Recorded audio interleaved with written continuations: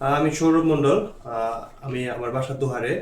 আমার এক ভাতিজা উদয় মণ্ডল, ও হচ্ছে এসির কাজ করে। এসির কাজ করার ক্ষেত্রে দেখা গেছে ও সাইটে কাজ করার সময় ওর উপর একটা গ্লাস পড়ে যায়। গ্লাস পড়ে যাওয়ার পর ওর প্রচুর ব্লিডিং হইতেছিল।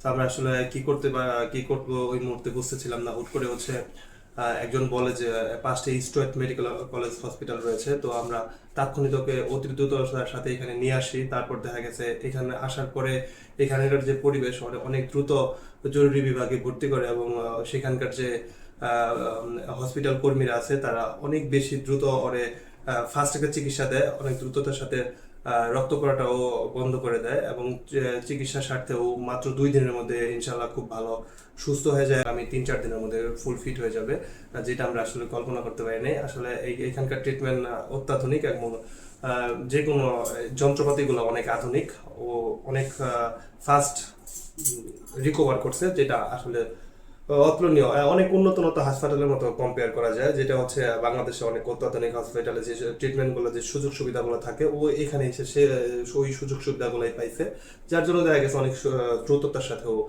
এখন সুস্থ আছে। তো আশা করা যায় যে আপনারা যদি এরকম কোনো দুর্ঘটনার শিকার হন, আপনারা উত্তরে আসতে পারেন স্ট্রেস মেডিকেল কলেজ হসপিটালে।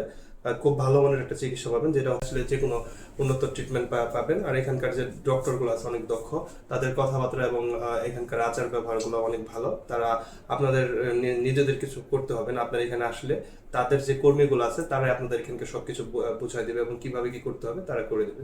আমি গুরুতরভাবে আহত হয়েছিলাম, এখানে এসেছি তাড়াতাড়ি, খুবই ভালো ট্রিটমেন্ট দিয়েছে, এখন আমি আলহামদুলিল্লাহ সুস্থ আছি।